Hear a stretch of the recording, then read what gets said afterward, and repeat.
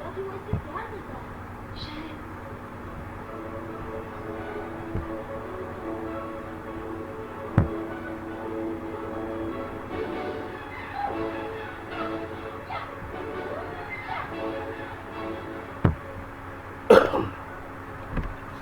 नमस्कार। जैसा कि बहुत सारे लोग मुझे जानते भी होंगे, बहुत सारे लोग मुझे नहीं भी जानते हैं। मेरा नाम है योगेश देशमुख। मैं पिछले 18-19 साल से मुझे ऑटोमोबाइल का एक्सपीरियंस है। अभी चूँकि मेरा घर कंटेनमेंट जोन में था, तो सोचा कि कुछ आप दोस्तों के साथ ऑटोमोबाइल के बारे में थोड़ी बहुत चीज़ें शेयर कर ली जाए। ऑटोमोबाइल चूँकि आज हमारी ज़िंदगी का हिस्सा बन गया है, तो ऑटोमोबाइल की बेसिक जो चीज़ें हैं वो आपके साथ मैं पावर पॉइंट प्रेजेंटेशन के माध्यम से शेयर करना चाह रहा हूँ। आज हम बात करेंगे ऑटोमोबाइल टेक्नोलॉजी, उसके बेसिक्स क्या है, कैसा है ऑटोमोबाइल में, क्या चीज़ें हैं, कौन कौन से पार्ट्स होते हैं, कौन कौन सी चीज़ें होती है, क्या क्या चीज़ें लगती है ऑटोमोबाइल में, कौन कौन से सिस्टम्स होते हैं, क्या क्या चीज़ें हैं, इन सब चीज़ों के बारे में हम बात करेंगे। तो मैं अपना प्रेजेंटेशन चालू कर रहा हूँ। तो दोस्तों, जो भी आपको इसमें कुछ सुधार या वो लगे, उसके बारे में मुझे कमेंट्स बॉक्स में ज़रूर लिखिए। Thank you. Basically automobile technology आज हमारी सबकी ज़रूरत हो गई है। ऑटोमोबाइल टेक्नोलॉजी जो है, ये जो मैं अभी लाइव आया हूँ, इसका एक पर्पस क्या है? ये पर्पस है कि मैं आप लोगों को एक नॉलेज दे सकूँ, ऑटोमोबाइल का बेसिक्स क्या है इसके बारे में एक नॉलेज दे सकूँ। इसका गोल क्या है इस ट्रेनिंग का? इसका एक गोल है कि एक लेमैन भी जो ऑटोमोबाइल की टर्मिनोलॉजी नहीं जानता, वो अपने स्पेसिफिकेशन और टर्मिनोलॉजी को समझ सके। अब किसी भी ऑटोमोबाइल में, किसी भी व्हीकल्स में, 4 व्हीलर की यदि हम बात करें, 2 व्हीलर की बात करें, सब ऑटोमोबाइल्स होता है। तो किसी भी ऑटोमोबाइल में जो सिस्टम्स होते हैं, मेन सिस्टम्स होते हैं, वो क्या क्या होते हैं? ऑटोमोबाइल में जो 3 हिस्सों में हम करते हैं, power train system, running system और कंफर्ट सिस्टम। सबसे पहले हम बात करेंगे पावर ट्रेन सिस्टम की। तो पावर ट्रेन सिस्टम में जो पावर जनरेटर होता है, जो इंजन होता है, इंजन के कुछ सपोर्टिंग पार्ट्स है। तो पावर ट्रेन सिस्टम का जो मेन पार्ट्स है होता है इंजन। उसमें होता है fuel system, intake system, exhaust system, cooling system. उसी पावर ट्रेन सिस्टम के अंतर्गत आता है ड्राइविंग लाइन। ड्राइविंग लाइन जो पावर ट्रांसमिशन होता है, उसके अंडर आता है clutch, gearbox, transmission, transfer case, differential, wheels, tyres. फिर दूसरा पार्ट है रनिंग सिस्टम। रनिंग सिस्टम में आते हैं सस्पेंशन, स्टीयरिंग, ब्रेकिंग। तीसरा पार्ट है कंफर्ट सिस्टम। कंफर्ट सिस्टम में आता है AC, heater system, seating, fascia, infrastructure, audio, video, GPS. ये ऑटोमोबाइल्स के सब सिस्टम्स हैं। अब पावर ट्रेन सिस्टम का जो सबसे पहला पार्ट है वो इंजन। इंजन के बारे में बात करेंगे हम। तो इंजन किसी भी ऑटोमोबाइल में, इंजन उस गाड़ी का हार्ट होता है। इंजन का मेन काम क्या है? इंजन का जो मेन काम है वो पावर देना है। ये केमिकल एनर्जी को मैकेनिकल एनर्जी में कन्वर्ट करता है, और ये टॉर्क उत्पन्न करता है और पावर उत्पन्न करता है। टॉर्क मतलब कि काम करने के लिए जो चीज़ें चाहिए वो कहलाता है टॉर्क। इसको मेजर किया जाता है केजीएम में, न्यूटन मीटर में। पावर जो है, पावर मतलब किस प्रकार से काम करना है, वो हो गया पावर। इसको मेजर किया जाता है हॉर्स पावर में, किलोवाट में। इंजन, टाइप्स ऑफ इंजन यदि हम बात करें कि किस प्रकार के इंजन होते हैं। इंजन जो होते हैं नॉर्मली दो कैटेगरी में इंजन्स को रखा गया है, इंटरनल कंबस्शन इंजन और एक्सटर्नल कंबस्शन इंजन। तो इंटरनल कंबस्शन इंजन के बारे में यदि हम बात करें, इंटरनल कंबस्शन इंजन में क्या होता है कि fuel combustion take place inside the engine system. जिस इंजन में फ्यूल कंबस्शन इंजन के अंदर ही होता है वो इंजन कहलाता है इंटरनल कंबस्शन इंजन। इसमें है मोटरसाइकिल है, कार है, बस है, इसमें इंजन के अंदर ही फ्यूल का कंबस्शन होता है, मतलब फ्यूल जो जलता है वो इंजन के अंदर ही जलता है। हम इसके लिए एक वीडियो देख सकते हैं इंटरनल कंबस्शन इंजन के लिए। ये एक वीडियो देखते हैं जो इंटरनल कंबस्शन इंजन का वर्किंग दिखाएगा।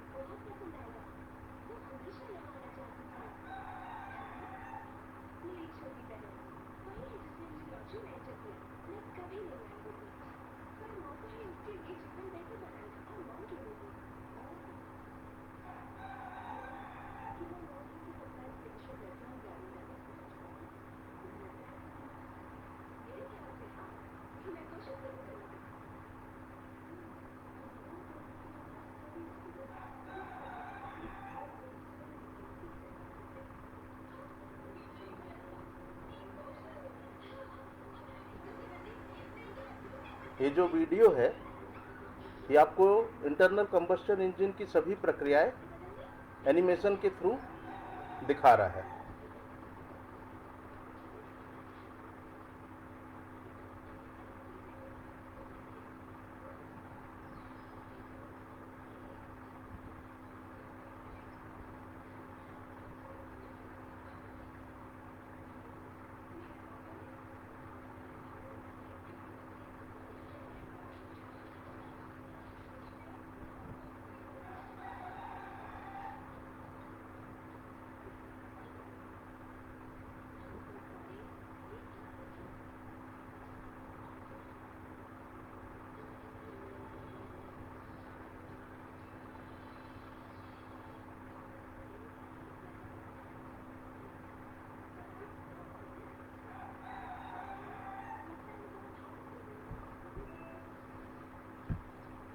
तो दोस्तों अभी आपने देखा कि इंटरनल कंबस्शन इंजन एनिमेशन के माध्यम से देखा कि इंटरनल कंबस्शन इंजन कैसे काम करता है।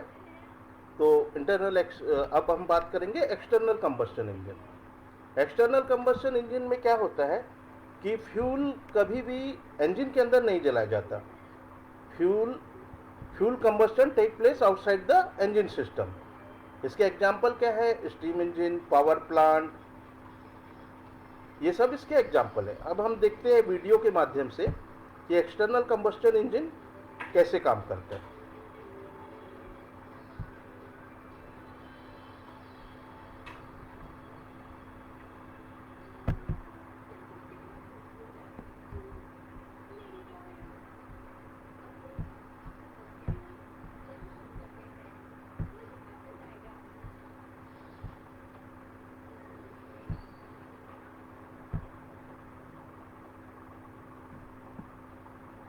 तो ये देखिए एक्सटर्नल कंबस्शन इंजन किस प्रकार से काम करता है।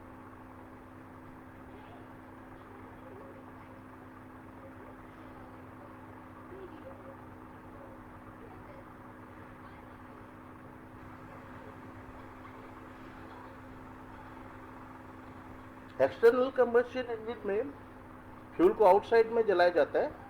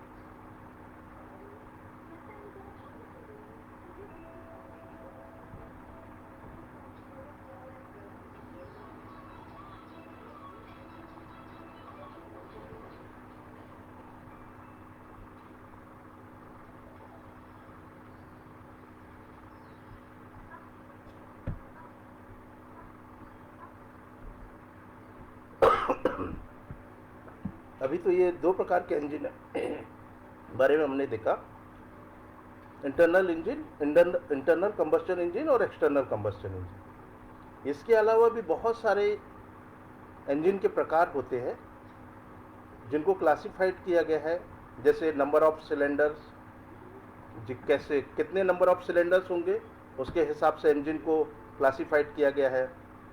इंजन के सिलेंडर के अरेंजमेंट के हिसाब से इंजन को डिस्क्राइब किया गया है, क्लासिफाइड किया गया है। वॉल अरेंजमेंट के हिसाब से इंजन को क्लासिफाइड किया गया है। नंबर ऑफ स्ट्रोक के हिसाब से इंजन को क्लासिफाइड किया गया है। मेथड ऑफ इग्निशन के हिसाब से इंजन को क्लासिफाइड किया गया है। फायरिंग ऑर्डर के हिसाब से इंजन को क्लासिफाइड किया गया है। उसमें किस प्रकार का फ्यूल जलता है उसके हिसाब से इंजन को क्लासिफाइड किया गया है। किस प्रकार से कूलिंग होती है उसके हिसाब से इंजन को क्लासिफाइड किया गया है। रेसिप्रोकेटिंग इंजन है या रोटरी इंजन है उसके हिसाब से क्लासिफाइड किया गया है। थर्मोडायनामिक साइकिल इंजन्स को क्लासिफाइड किया गया। इसके बारे में हम थोड़ा थोड़ा देखते हैं। बेसिक्स जो है, number of cylinder, single cylinder, double cylinder और multi cylinder. Number of cylinder के हिसाब से जो क्लासिफिकेशन है उसमें भी जो इंजन्स आते हैं उसमें single cylinder engine, double cylinder engine और multi cylinder engine. Single cylinder engine क्या होगा? The single cylinder engine means only one cylinder used in engine. Example motorcycle, scooter. Single cylinder engine में केवल एक ही सिलेंडर का यूज किया जाएगा। दूसरी बात करते हैं हम double cylinder engine. Double cylinder engine में क्या होगा कि दो सिलेंडर इंजन में यूज किए जाएंगे।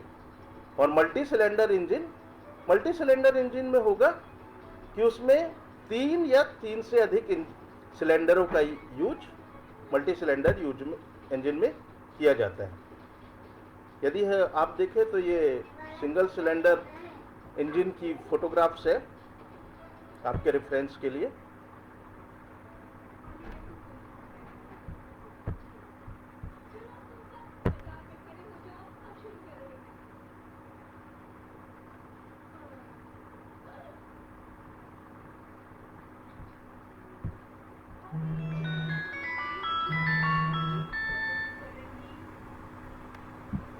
अब टाइप्स ऑफ इंजन की हम यदि बात करें, टाइप्स ऑफ इंजन्स में जो अरेंजमेंट ऑफ सिलेंडर्स के हिसाब से जो इंजन को क्लासिफाइड किया गया है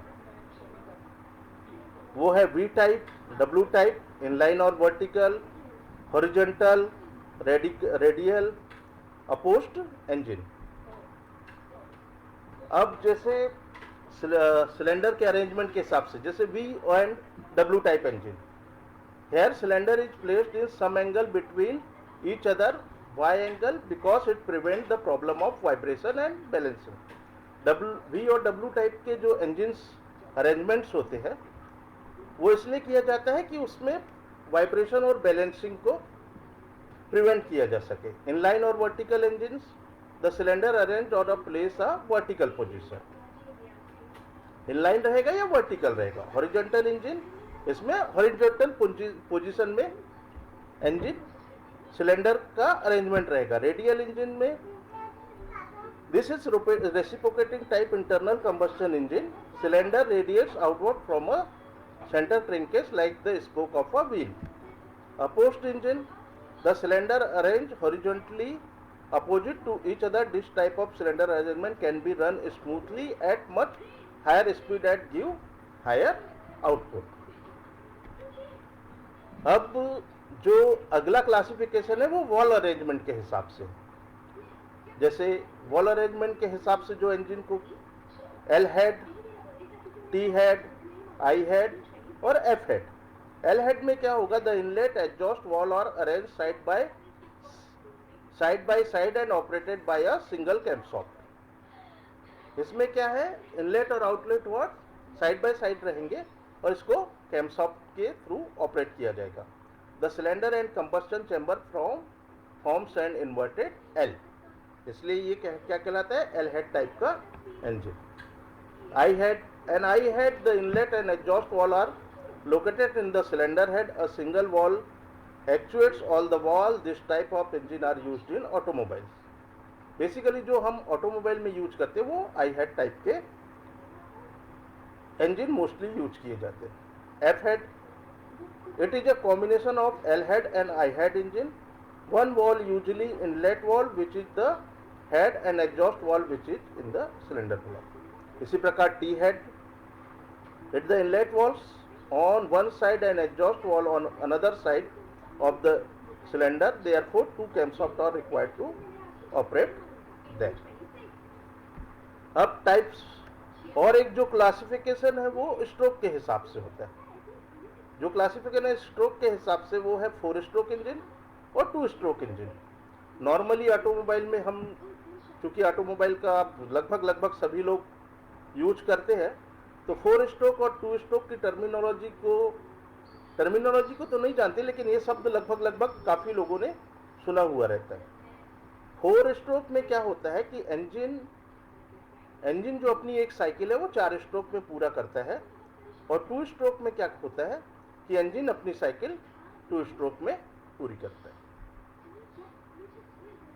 अब एक और क्लासिफिकेशन आता है इग्निशन के हिसाब से। जो इग्निशन के हिसाब से क्लासिफिकेशन है वो है स्पार्क इग्निशन और कंप्रेशन इग्निशन इंजन। जो हम नॉर्मली बात करते हैं, स्पार्क इग्निशन में क्या होता है, यह होमोजेनियस मिक्सचर, मतलब एक एयर और फ्यूल का जो मिक्सचर है वो इंजन के कंबस्टन चैम्बर में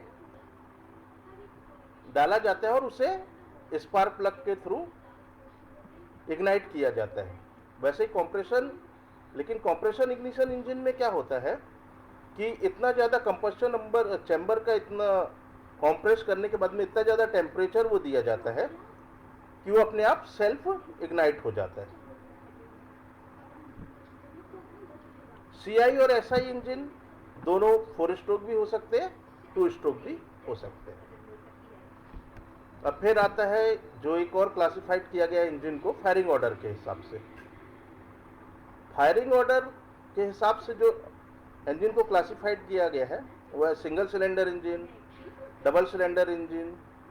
सिंगल सिलेंडर इंजन में जो फायरिंग ऑर्डर होगा 1, डबल सिलेंडर में 1 2, 3 सिलेंडर में 1 2 3 या 1 3 2 और 4 सिलेंडर में 1 4 3 2। ये फायरिंग ऑर्डर के हिसाब से क्लासिफाइड।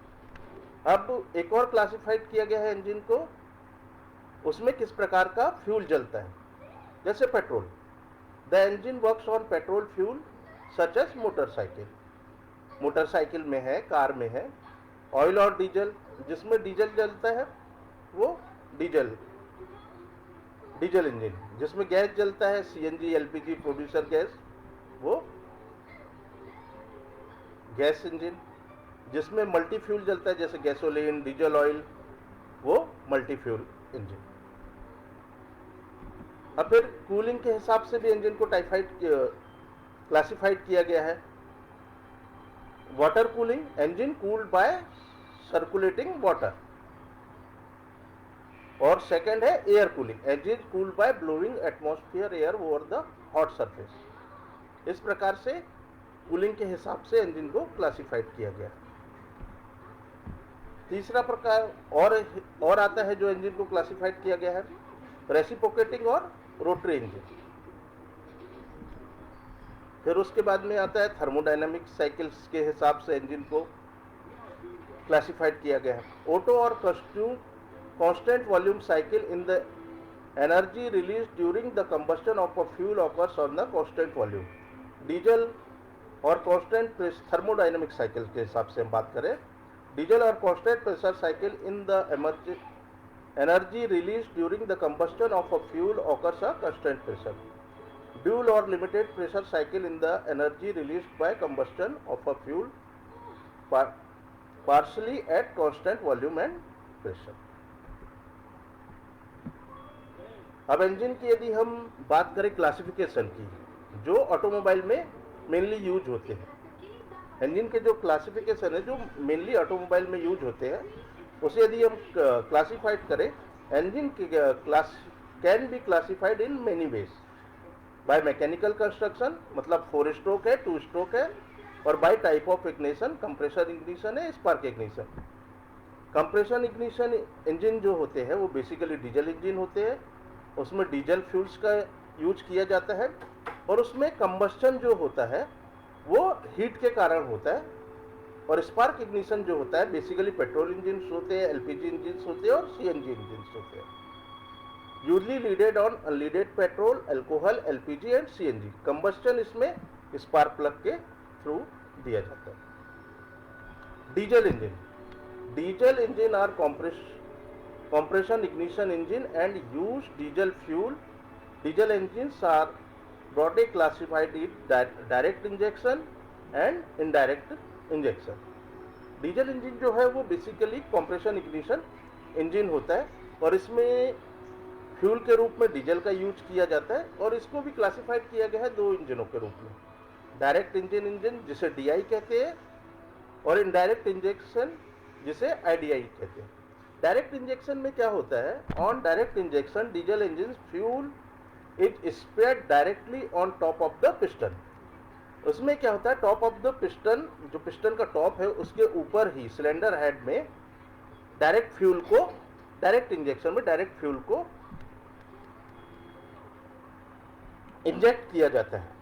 इसमें क्या होता है, डायरेक्ट फ्यूल इंजेक्शन का फायदा क्या है कि हाईली फ्यूल एफिशिएंट होता है, लेकिन थोड़ा नॉइजी होता है, बहुत जल्दी ठंडा हो जाता है। इनडायरेक्ट फ्यूल इंजेक्शन में क्या करते हैं, इनडायरेक्ट फ्यूल इंजेक्शन में प्री चैम्बर में फ्यूल को सप्लाई किया जाता है, इंजेक्ट किया जाता है, और उसके बाद में फिर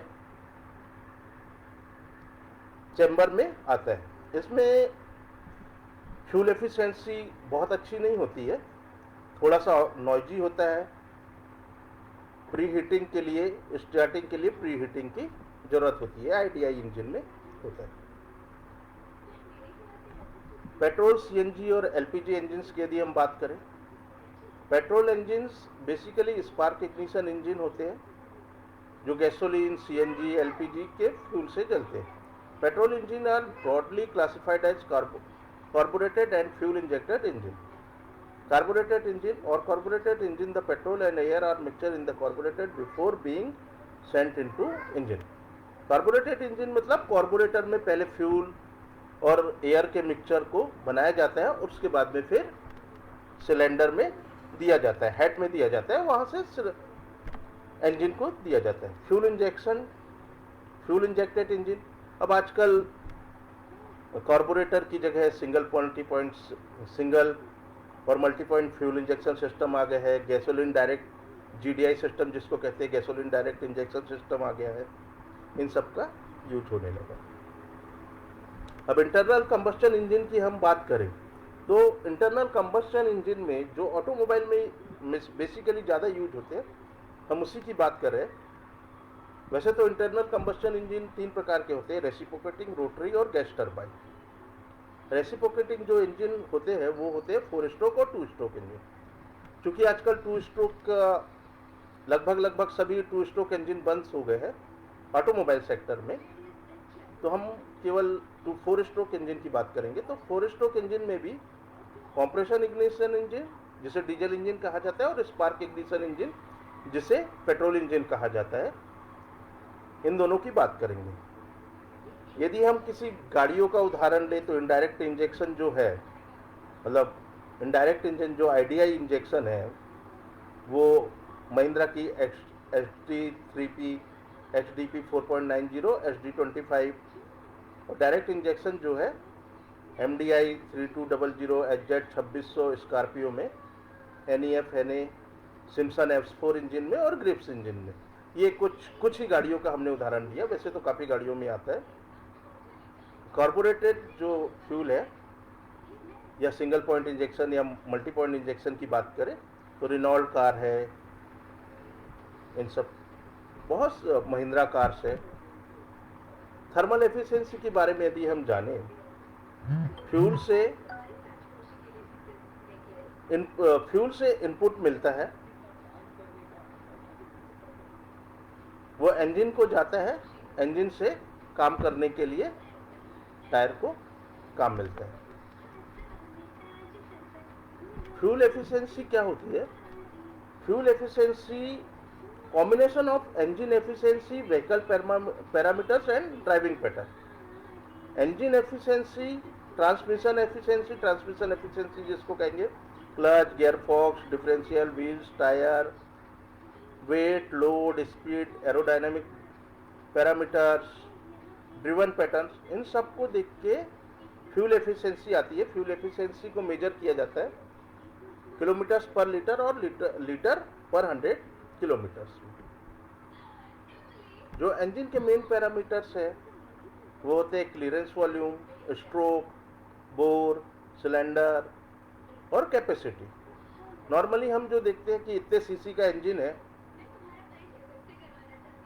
ये नॉर्मली हमको ऑटोमोबाइल में सुनने को मिलता है। बोर, ये सब टर्मिनोलॉजी पार्ट्स है, इनके विषय में हम ज़्यादा नहीं जाते।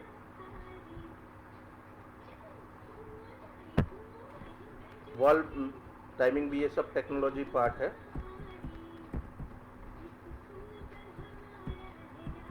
तो ओके दोस्तों, ये सब टर्मिनोलॉजी है, इसके बारे में हम ज़्यादा नहीं जाते। अब हम अगले सेशन में जो मिलेंगे वो फ्यूल सिस्टम को लेके मिलेंगे। तब तक के लिए आपका बहुत बहुत धन्यवाद। Okay friends.